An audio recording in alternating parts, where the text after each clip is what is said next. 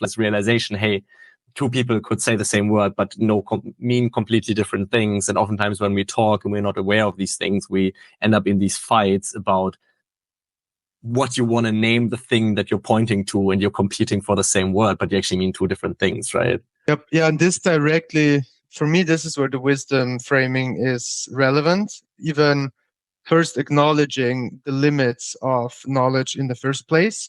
So like the language bit, like that's maybe like one kind of limit in that, okay, we kind of need to represent things either in language. Sometimes it's possible to represent them in math formulas, which is, potentially more precise. But then there's also like a narrowing that needs to happen. You need to be able to define something formally, and you can only do that with very few things compared to everything that's out there.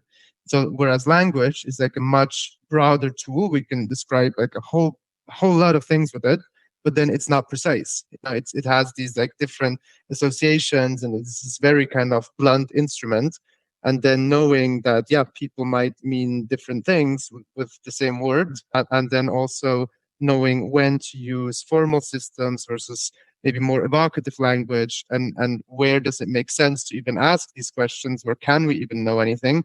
To me, that's wisdom, that kind of meta reflection of, when to use what kind of knowledge. So you would say wisdom is the ability to use different knowledge systems or be aware, or like it's probably not exactly wisdom, it's probably a quality of wisdom, right? Like knowing when to engage on which knowledge sphere, so to speak. Absolutely.